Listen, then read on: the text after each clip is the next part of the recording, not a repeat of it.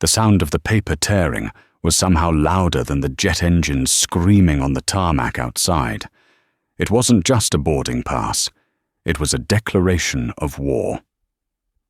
In the middle of a crowded JFK terminal, a senior flight attendant didn't just deny a young black girl her seat. She shredded her ticket, laughed in her face, and called security. She thought she was protecting the integrity of first class. She thought she was dealing with just another economy passenger trying to sneak an upgrade. What she didn't know was that the girl in the hoodie wasn't just a passenger. She was the daughter of the man who signed the flight attendant's paychecks. And that ripped piece of paper? That was about to become the most expensive mistake in aviation history. This is the story of Patricia Higgins and how she lost everything in 20 minutes. The fluorescent lights of JFK International Airport, Terminal 4, hummed with a frequency that seemed designed to induce migraines. For senior purser Patricia Higgins, the headache had started 3 hours ago and showed no signs of stopping. Patricia adjusted the scarf around her neck, her fingers twitching with nervous energy. She had been flying with Horizon Global Airlines for 25 years. She wore her silver wings like a sheriff's badge, a symbol of authority that she wielded with ruthless efficiency. To the corporate office, she was a veteran employee with a spotless attendance record. To the junior cabin crew, she was the Vulture, a woman who preyed on mistakes and thrived on the power dynamic of the metal tube at 30,000 feet. Today, Flight HG 882 to London Heathrow was oversold. The gate area was a chaotic sea of irritated travelers, crying infants, and businessmen shouting into their phones. Patricia stood at the gate podium, her eyes scanning the crowd, not with hospitality, but with suspicion. She prided herself on being the first line of defense. She could spot a fake bag, a drunk passenger, or an upgrader, her term for economy passengers trying to sneak into her pristine first-class cabin from 50 yards away. "Check the boarding groups, Chloe," Patricia snapped at the young gate agent beside her. Chloe, a 20-year-old new hire with wide eyes and trembling hands, nodded frantically. "Yes, Patricia, we're ready for Group 1, First Class and Diamond status members."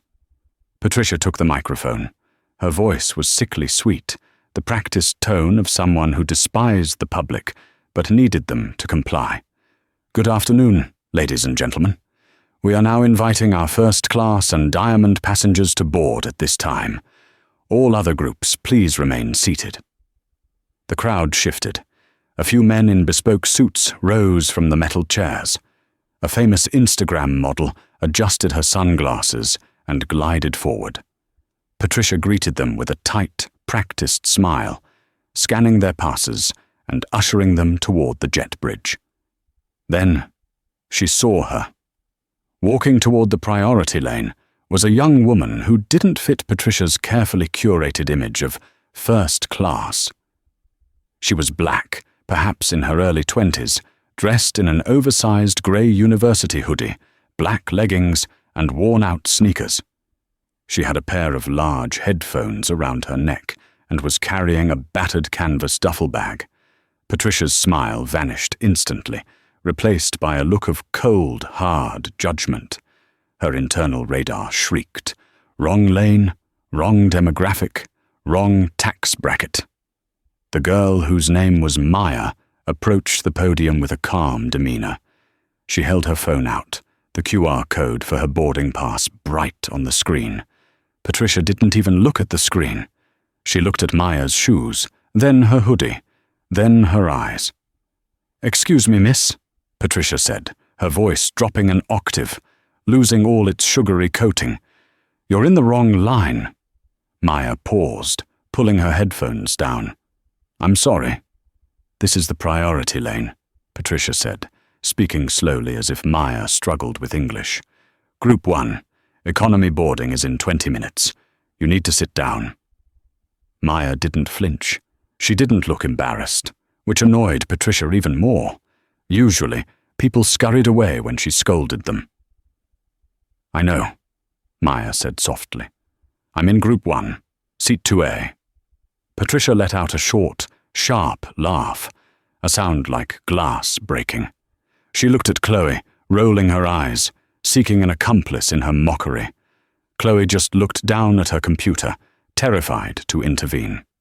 Seat 2A costs $12,000, honey, Patricia sneered, leaning over the podium.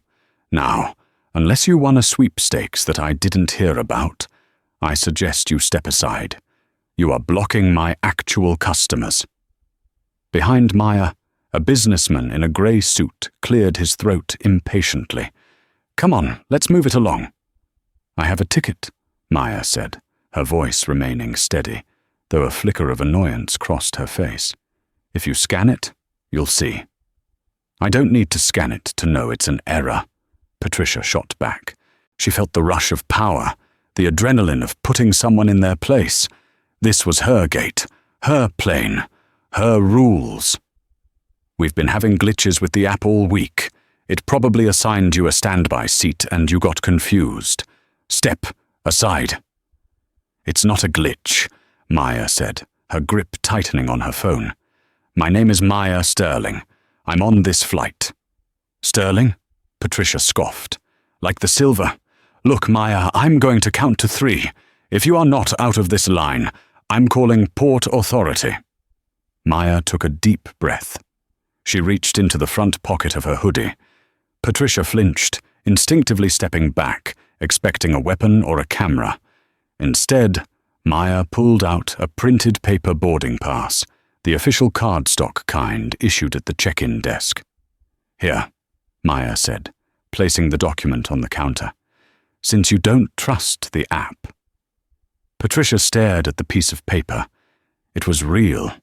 It had the gold foil strip across the top indicating VIP Owner Suite. The name Maya Sterling was printed clearly in bold. Seat 2A. For a second, Patricia's brain stalled. The evidence was right there. But 25 years of unchecked bias and an inflated ego wouldn't let her accept it. Her mind raced for an explanation. Stolen, counterfeit, fraud. She couldn't let this girl in the hoodie walk past her into the cabin. It would be a defeat. It would mean Patricia was wrong. And Patricia Higgins was never wrong. The air around the gate seemed to freeze. The hum of the terminal faded into the background, leaving only the tension radiating from the podium. Patricia picked up the cardstock ticket. She held it up to the light, squinting, performing a theatrical inspection for the benefit of the impatient passengers behind Maya. Where did you get this? Patricia demanded. At the check-in desk, Maya replied, from the agent, Sarah. Sarah is new, Patricia lied smoothly. She makes mistakes. She flicked the edge of the ticket with a manicured fingernail. This is clearly a system override error. Or you found it. Or you printed it yourself. Are you serious? Maya asked, a dry chuckle escaping her lips. You think I printed a gold foil boarding pass at home? I think people do desperate things to get a glass of free champagne, Patricia hissed, and I think you are holding up my boarding process. Scan it, Maya challenged. Just scan the barcode. If it beeps, I board. If it doesn't, I leave. It was a logical request. It was the procedure. But Patricia was past procedure. She was in a power struggle. If she scanned it and it worked, she would have to apologize. She would have to let this girl walk past her, probably smirking. Patricia's pride was a fragile thing, constructed of seniority and bitterness, and she felt it cracking. I am the senior purser on this vessel, Patricia announced, her voice booming so the people in the back could hear.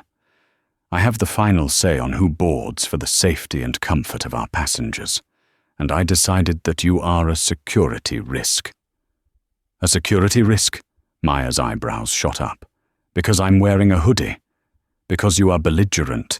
You are refusing to follow crew instructions, and you are presenting fraudulent documents, Patricia declared. It is not fraudulent. Maya stepped forward, her hand reaching for the ticket Patricia was holding. "Don't you dare touch me!" Patricia shrieked, recoiling as if she'd been burned. The crowd gasped. Phones were out now. 3 or 4 passengers were recording. Patricia saw the cameras and felt a surge of righteous validation. She would show them. She would show them all how she handled scammers. "You want your ticket?" Patricia asked, her eyes narrowing into slits. Maya held out her hand. "Yes." "Give it back and scan it." Patricia looked at the girl, then at the ticket. A cruel smile twisted her lips. "Here is what I think of your stolen ticket." Patricia gripped the cardstock with both hands. With a sharp, deliberate motion, she ripped it down the middle. Rip. The sound was crisp and final. Maya stood frozen, her hand still outstretched. The crowd went silent. Even the businessman in the grey suit stopped checking his watch. Patricia didn't stop there. She put the 2 halves together and tore them again. And again. She tore the boarding pass until it was nothing but confetti. Then, with a theatrical flourish, she dropped the pieces onto the dirty carpet of the terminal floor. "Oops," Patricia said, her voice dripping with venomous sarcasm. "Looks like you don't have a ticket anymore. Now get out of my line before I have you arrested for trespassing." Maya looked down at the shredded remains of her boarding pass. She didn't scream. She didn't lunge at Patricia. She didn't burst into tears. Instead, she went very, very still. She looked up at Patricia, and for the first time, Patricia felt a cold shiver run down her spine. The girl's eyes weren't fearful. They were calculating. They were the eyes of someone who held all the cards and was just waiting to play them. "You really shouldn't have done that," Maya said quietly. "Security!" Patricia yelled, waving at 2 TSA officers standing near the food court. "Over here, we have a disruptive passenger." Chloe, the young gate agent, looked like she was about to be sick. She leaned over. "Patricia, the manifest. I'm looking at the screen. It says—" "Shut up, Chloe!" Patricia snapped without looking at her. "I'm handling this." She turned back to Maya. "You can walk away, or you can be dragged away. Your choice, honey." The 2 officers, Officer Brady and Officer Miller, jogged over. They were used to airport disputes, usually drunks or people angry about baggage fees. They saw a middle-aged flight attendant in a pristine uniform pointing an accusatory finger at a young black woman in a hoodie. Bias works quickly. Officer Brady, a burly man with a thick mustache, immediately squared his shoulders toward Maya. "What seems to be the problem here?" Brady asked, his hand resting near his belt. "She's refusing to leave the boarding area," Patricia said, playing the victim perfectly. She smoothed her skirt, feigning distress. "She tried to board with a fake ticket, became aggressive when I caught her, and now she's threatening the crew." "I didn't threaten anyone," Maya said calmly.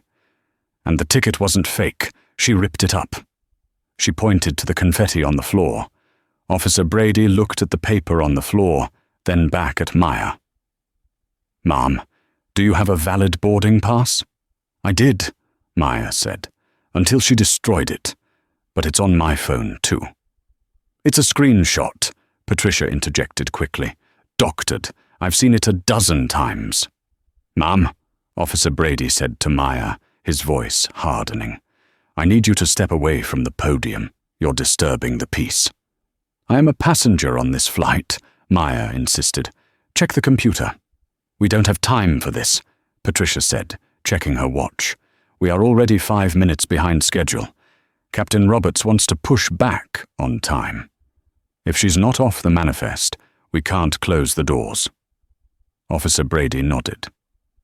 "All right, miss, let's go. You can sort this out at the customer service desk outside security." "I'm not leaving," Maya said, planting her feet. "I need to speak to the pilot." "You are definitely not speaking to the pilot," Patricia laughed. "Officer, remove her." Officer Brady reached out and grabbed Maya's arm. It wasn't gentle. He pulled her away from the podium. "Let's go. Now." Maya pulled her arm back. "Don't touch me, I'm calling my father." "Call whoever you want from the curb," Brady grunted, grabbing her again, this time twisting her arm behind her back to guide her away. "Wait!" Chloe, the junior agent, suddenly stood up. Her face was pale, but she couldn't stay silent anymore. She had finally scrolled down on the passenger details screen. "Officer, Patricia, stop!" "Chloe, sit down!" Patricia barked. "No!" Chloe's voice cracked. "Patricia, look at the screen. Look at the VIP notes. It's a code black." The color drained from Patricia's face. Code black. In the airline industry, specific codes meant specific things. Code red was a medical emergency. Code blue was a security threat. Code black was rare, extremely rare. It meant owner on board or immediate family of owner. It meant that the person in that seat was effectively royalty. It meant that disturbing them was a career-ending event. Patricia froze. She turned slowly to the computer screen. There, flashing in red letters next to Sterling Maya, was the dossier.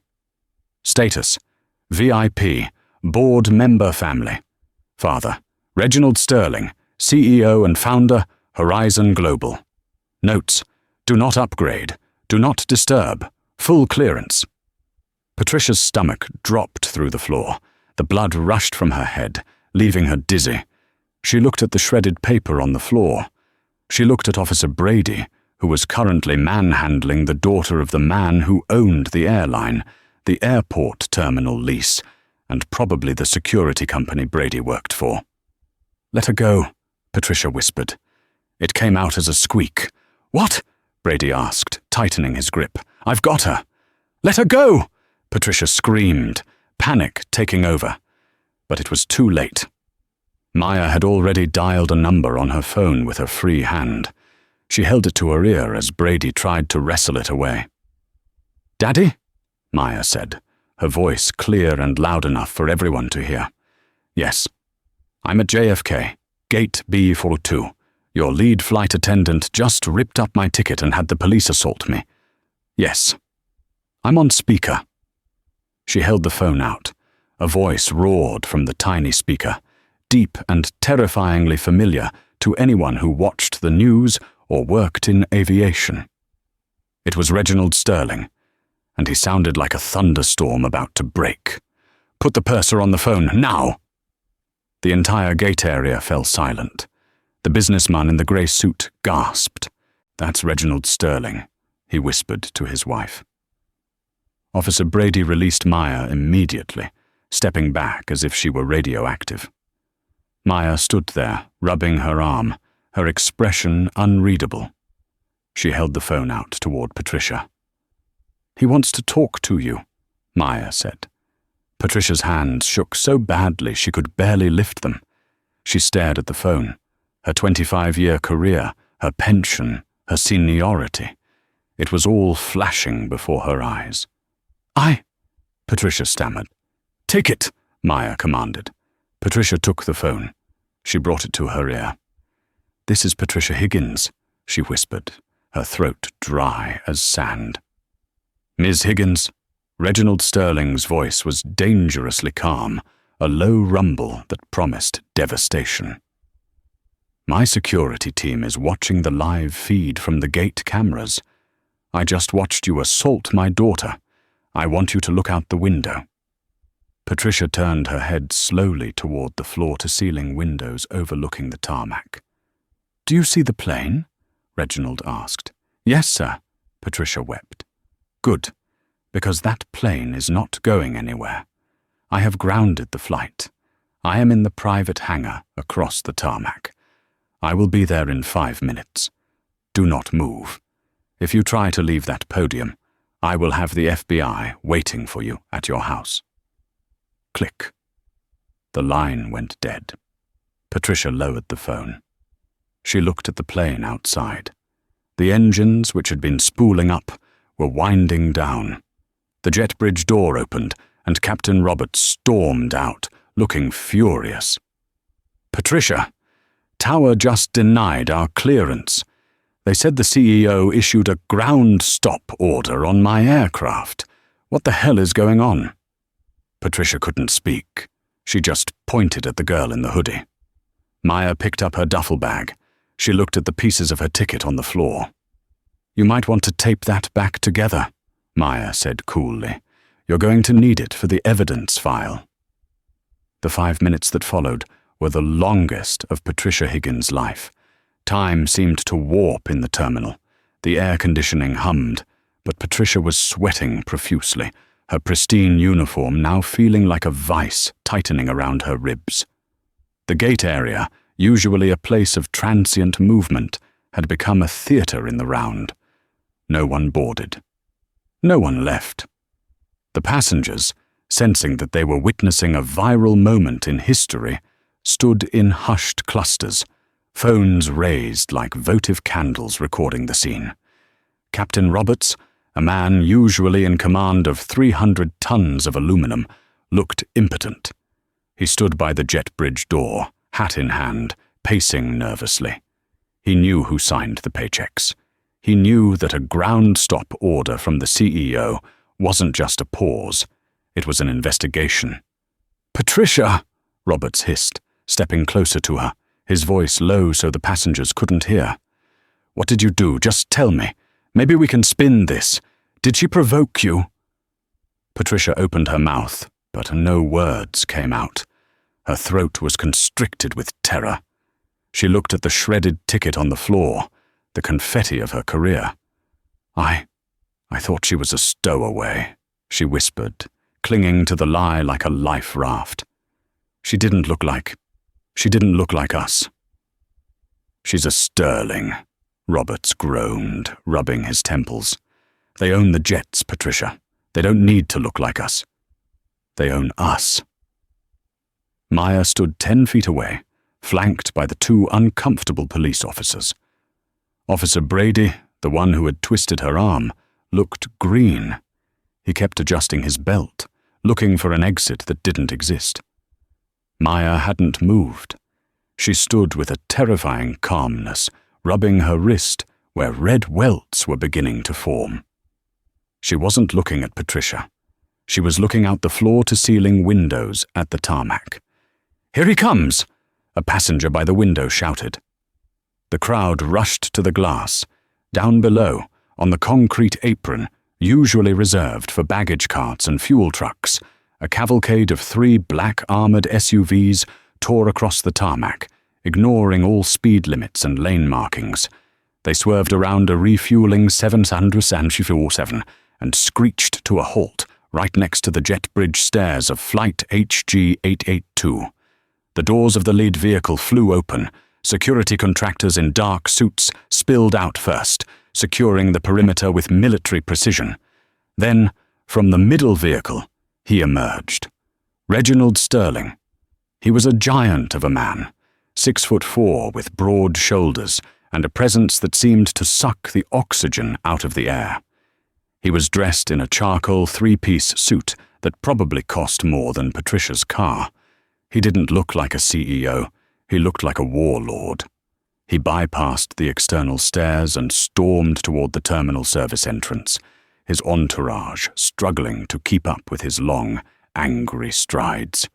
Inside the terminal, the tension snapped. The double doors near the gate podium banged open. The silence that fell over gate B42 was absolute. Even the crying baby in row 4 stopped wailing. Reginald Sterling walked into the boarding area. He didn't look at the crowd. He didn't look at the plane. His eyes locked instantly onto Maya. "Daddy," Maya said, her voice finally cracking, the adrenaline fading to reveal the shock. Reginald crossed the distance in 3 strides. The crowd parted for him like the Red Sea. He ignored the police officers, walking right through the space officer Brady was occupying, forcing the cop to stumble backward to avoid a collision. Reginald took his daughter's face in his hands. His expression, moments ago, a mask of fury, softened into desperate concern. "Are you hurt? Did they hurt you?" "My wrist," Maya whispered, holding out her arm. And it was humiliating, Dad. Everyone was watching. She ripped my ticket up.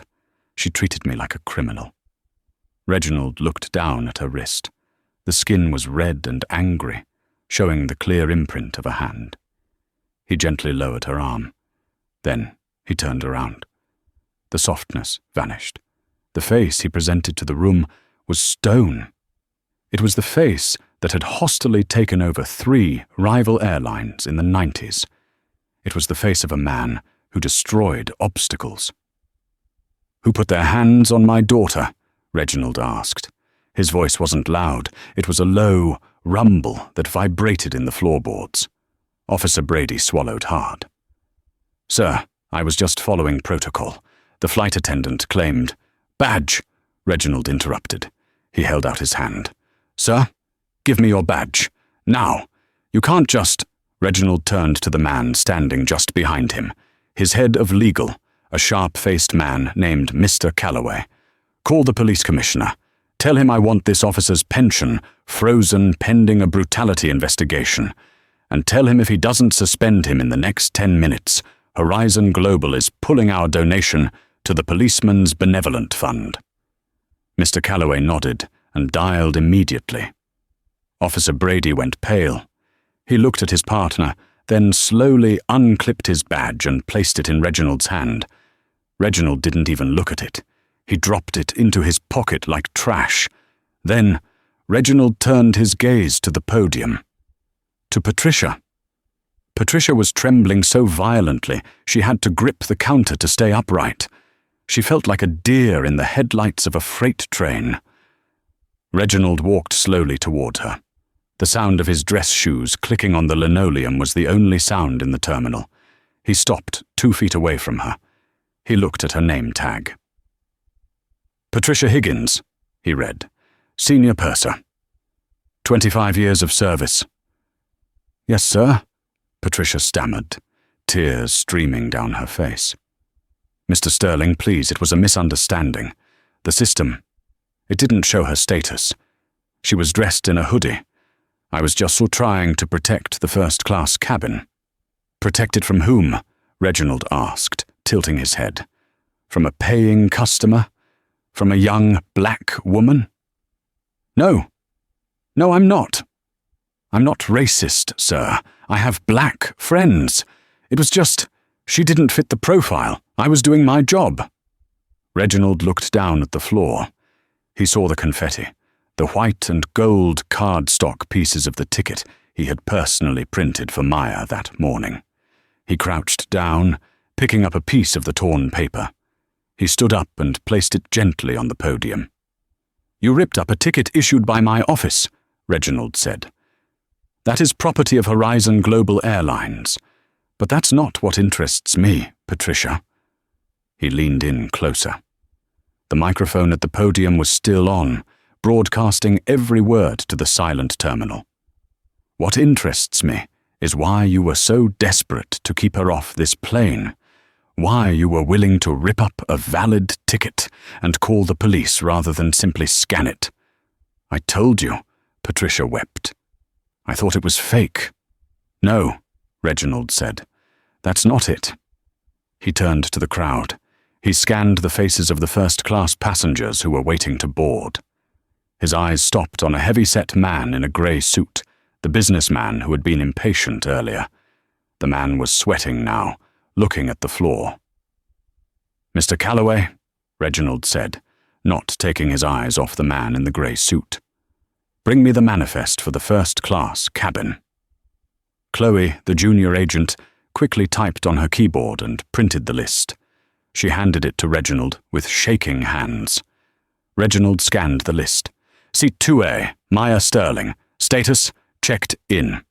He looked at the man in the grey suit. "Sir, what is your name?" The man jumped. "Me, Henderson. Bill Henderson." "Mr. Henderson," Reginald said politely. "According to this manifest, you are seated in 4C. Is that correct?" "Yes," Henderson said, his voice tight. "And yet," Reginald said, pointing to the boarding pass sticking out of Henderson's shirt pocket. That ticket in your pocket seems to have a handwritten note on it. May I see it? Henderson clutched his pocket. It's nothing. Reginald snapped his fingers. Two of his security guards stepped forward. Henderson, realizing he had no choice, handed over the boarding pass. Reginald looked at it. He held it up for Patricia to see. Scrawled across the top of Henderson's ticket in red ink was a note. Seat 2A. Upgrade confirmed. 2K cash. The handwriting was distinctive. It was loopy and sharp. It was Patricia's handwriting. A gasp rippled through the crowd. Reginald turned back to Patricia. The look in his eyes was no longer just anger. It was disgust. You weren't protecting the cabin, Reginald said, his voice dropping to a dangerous whisper. You were selling it. The revelation hung in the air like smoke. The twist had landed, and it changed everything. This wasn't just a story about a rude flight attendant. It was a story about corruption. Patricia Higgins wasn't just a bigot. She was a thief. Patricia's knees gave way. She slumped against the back wall of the jet bridge door, sliding down until she was sitting on her heels. The facade of the senior purser had completely crumbled, revealing the desperate grifter beneath. It's not what it looks like, Patricia sobbed. But her denial was weak. It looks exactly like what it is, Reginald said, his voice projecting clearly through the terminal. It's called the ghost seat scam. I've heard rumors of it for years, but I never caught anyone red-handed. Reginald turned to the passengers, addressing them like a jury. She targets flights that are fully booked, Reginald explained, piecing the crime together in real time. She identifies a seat, usually a high-value one, where the passenger hasn't shown up yet, or where she thinks she can bully them into leaving. In this case, she saw my daughter, a young woman, dressed casually, alone, an easy target. She assumed Maya was a nobody. She assumed she could intimidate her, rip up her ticket, mark her as a no-show in the computer, and then sell the empty seat to someone else for cash under the table. Reginald turned his gaze to Mr. Henderson. And you, sir, you paid her $2,000 for an upgrade that costs $12,000. Henderson looked like he wanted to vomit. She approached me at the bar. She said she had a cancellation. I didn't know it was illegal. I just wanted the leg room. So you paid her cash? Yes, Henderson admitted, his head hanging low. In the terminal bar, 20 minutes ago. Reginald nodded slowly. Bribery, fraud, and solicitation. He turned back to Patricia. She was wiping her nose with her silk scarf, her perfect makeup smeared into a clown-like mask. You looked at my daughter, Reginald said, stepping closer to Patricia until he towered over her. And you didn't see a person. You saw a payday. You saw $2,000 in dirty cash. And to get that money, you were willing to have a young girl dragged away in handcuffs. I have debts, Patricia blurted out, a sudden, pathetic confession. My husband, he left me with the mortgage, the medical bills. I just needed the money. I didn't know she was your daughter. If I had known, if you had known, Maya spoke up. Everyone turned to look at her.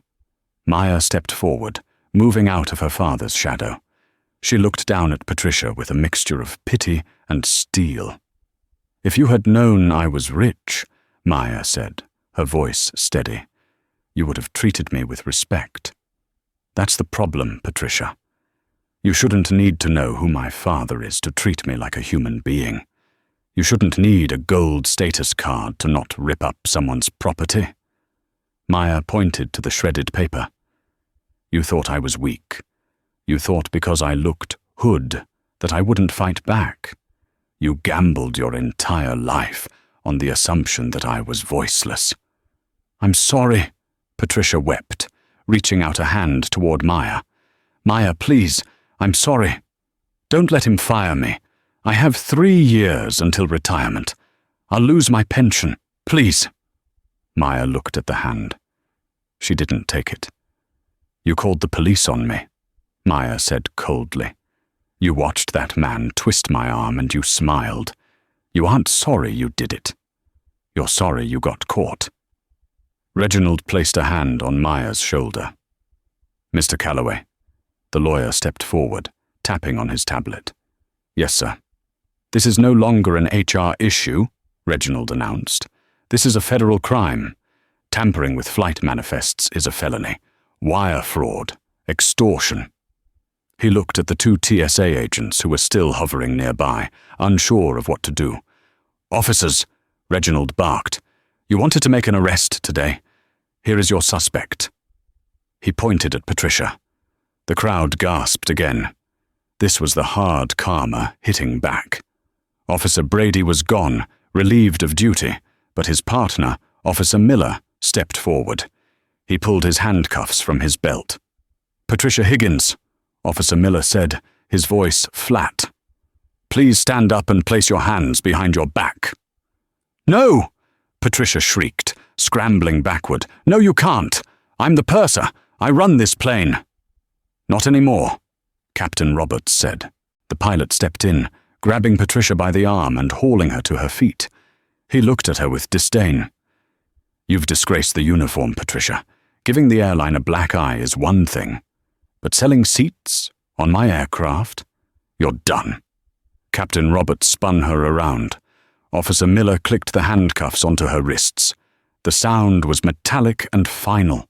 The same passengers who Patricia had smirked at, the same people she had judged and scolded for 25 years, watched in silence as she was marched away from the podium. She wasn't walking with her head held high anymore. She was sobbing, begging, pleading with the air. "My pension, my house. Reginald, please." Reginald didn't even blink. He watched her get dragged down the concourse, the cameras of 50 smartphones following her every step. "Chloe," Reginald said to the stunned gate agent. "Yes, Mr. Sterling," Chloe squeaked. "You tried to warn her," Reginald said.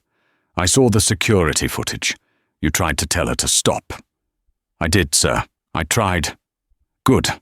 You're promoted. You're the new station manager for JFK.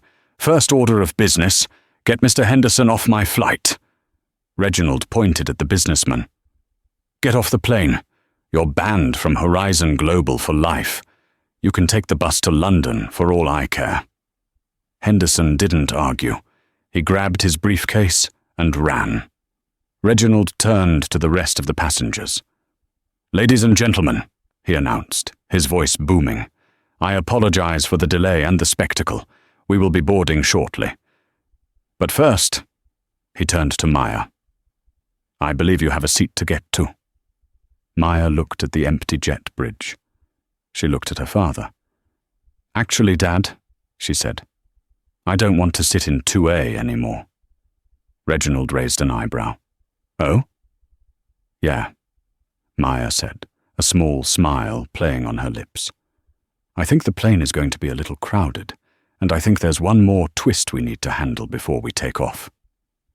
The silence at gate B42 was broken only by the soft murmur of Reginald Sterling's question.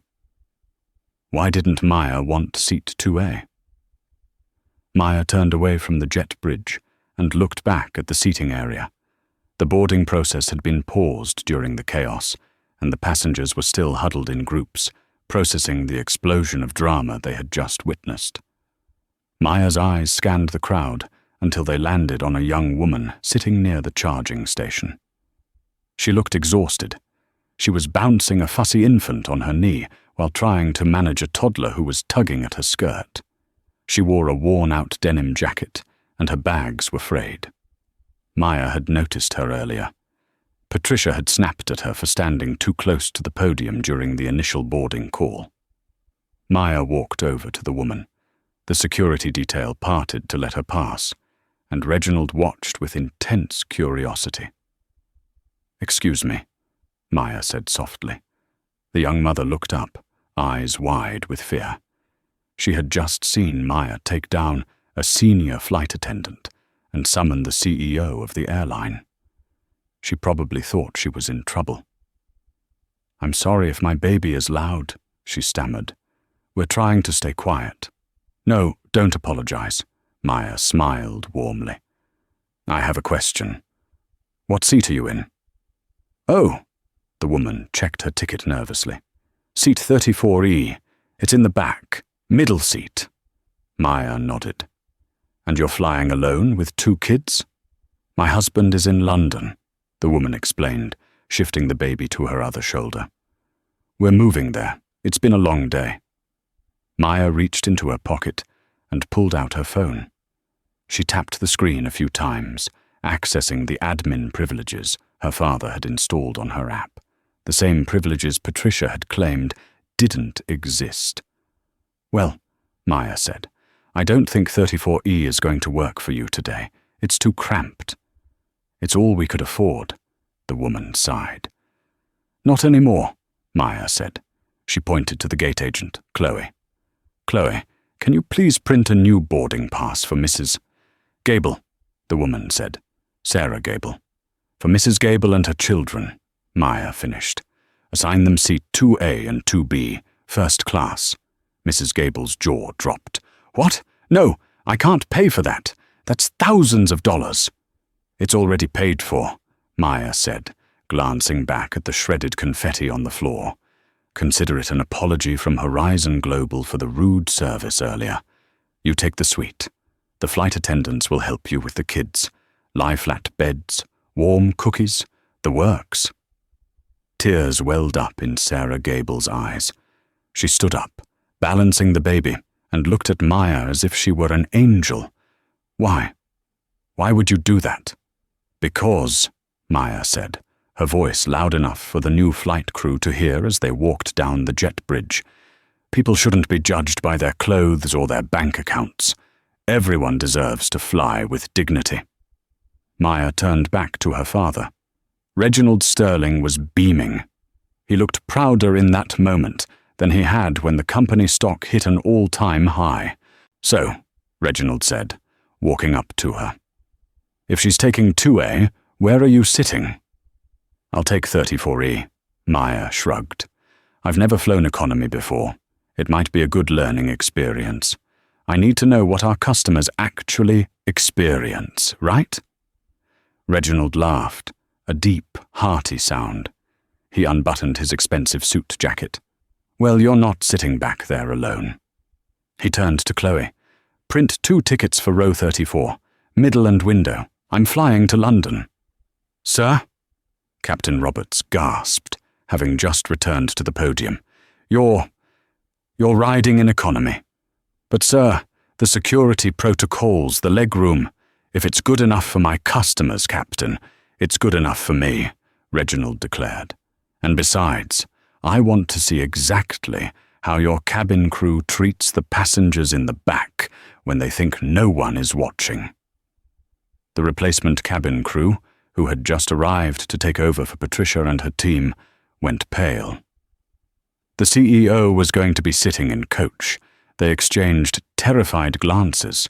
This was going to be the most strictly professional flight in the history of aviation. As they finally boarded, the atmosphere on flight HG 882 had shifted completely. There was no tension, no elitism. Mrs. Gable was ushered into the first-class suite like royalty, her children given toys and blankets immediately. Back in row 34, Maya squeezed into the middle seat, her long legs bumping against the tray table. Reginald Sterling, a billionaire titan of industry, wedged his massive frame into the window seat, his knees practically touching his chin. "Comfortable, Dad?" Maya teased, buckling her belt. Reginald grimaced, adjusting his silk tie. "We really need to talk to engineering about the seat pitch back here," he muttered, taking out a notebook. "I'm losing circulation in my calves." "Good," Maya said, resting her head on his shoulder. "Write it down." As the plane taxied to the runway, leaving the chaos of JFK behind, Maya looked out the window. She saw a police cruiser flashing its lights near the terminal entrance. She knew Patricia was in the back of it. For the first time all day, Maya didn't feel angry. She felt a sense of closure. She had stood her ground, not just for herself, but for everyone who had ever been made to feel small by someone with a little bit of power. But the story wasn't over. For Patricia Higgins, the nightmare was just beginning. The flight to London was 6 hours.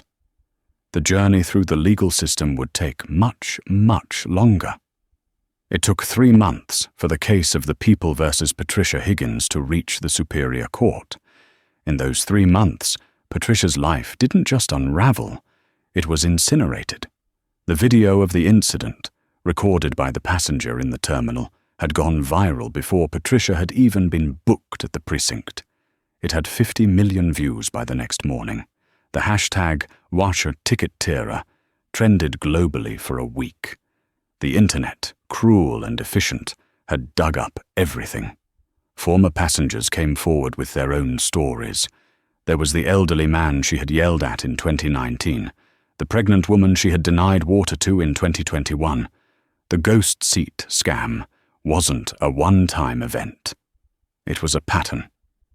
The forensic accountants at Horizon Global found that Patricia had pocketed nearly $150,000 over 5 years by selling upgrades and pocketing the cash. Patricia lost her job immediately. Horizon Global fired her for gross misconduct and felony fraud, meaning she lost her pension, her benefits, and her severance. Her husband, unable to deal with the public shame and the media vans parked on their lawn 24/7, filed for divorce 2 weeks after the incident. He took the dog. By the time Patricia walked into the courtroom on a rainy Tuesday in November, she was a shell of the woman who had stood at the podium. Her hair was graying at the roots, unkempt. She wore a cheap department store suit because her assets had been frozen by the court. She looked older, smaller, and terrified. The courtroom was packed. Reginald Sterling sat in the front row, stoic and immovable. Next to him sat Maya, looking poised and serious. She wasn't there to gloat. She was there to ensure justice was served.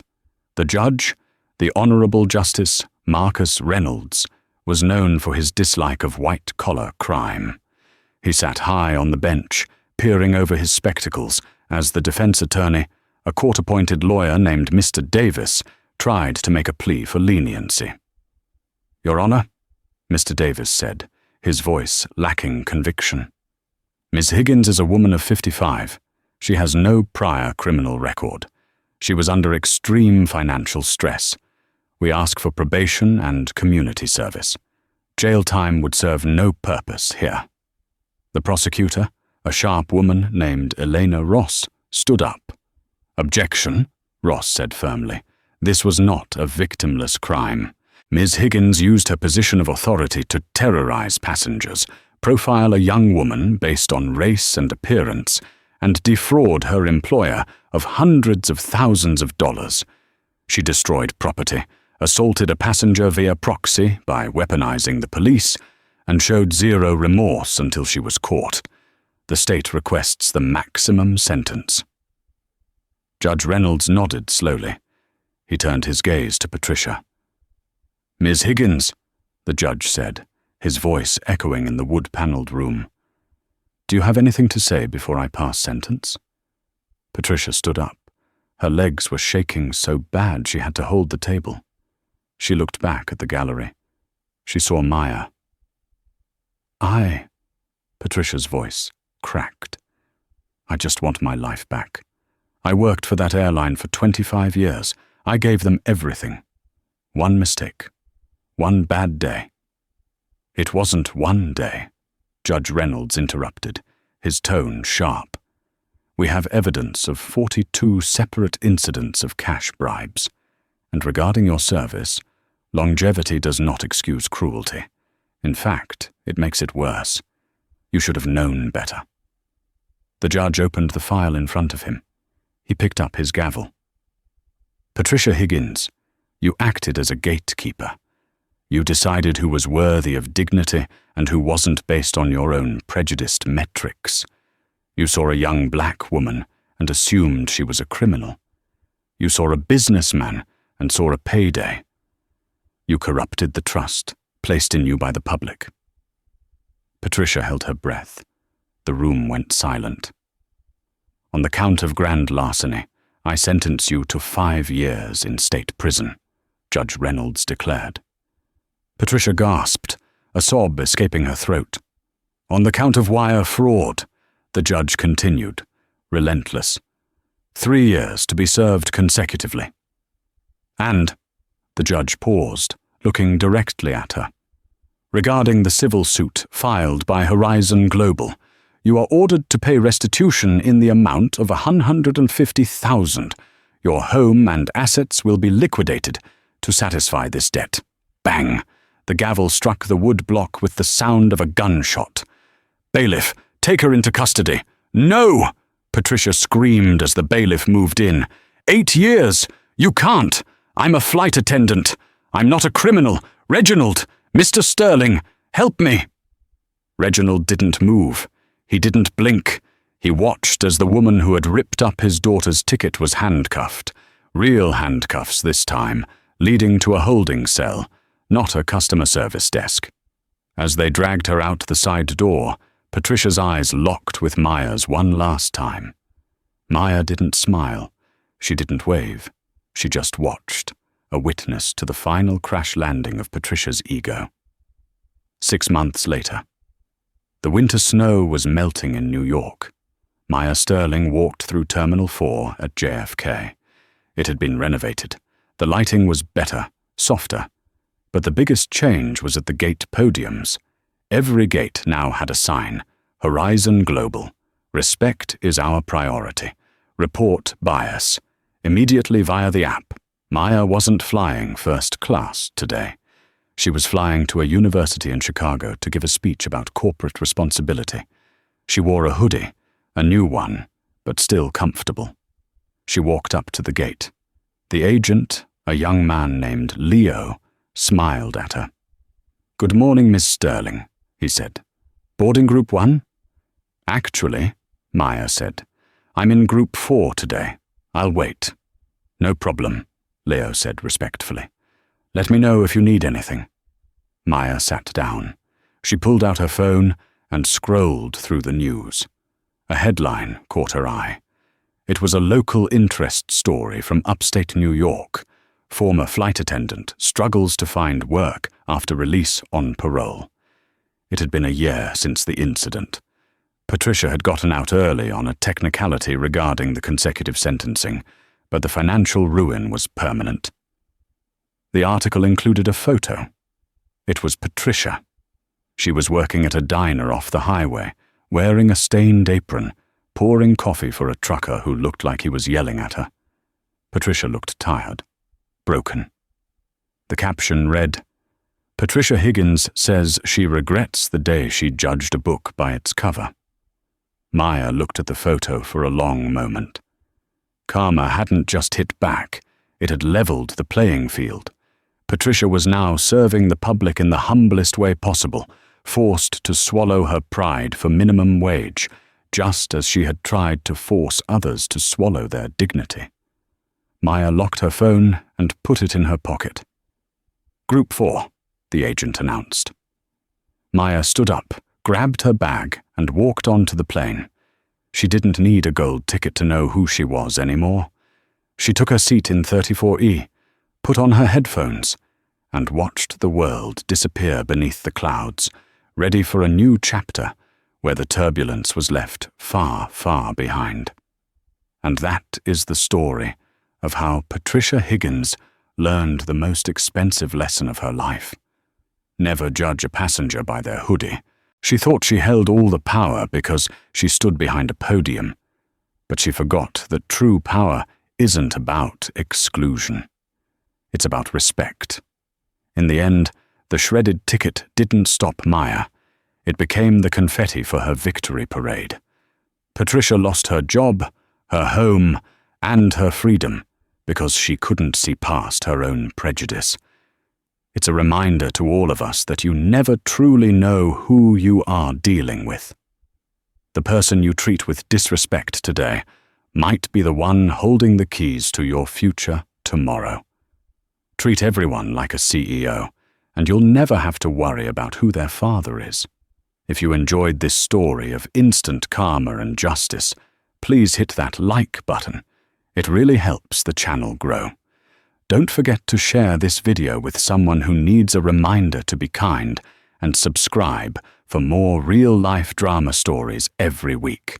Thanks for watching, and fly safe.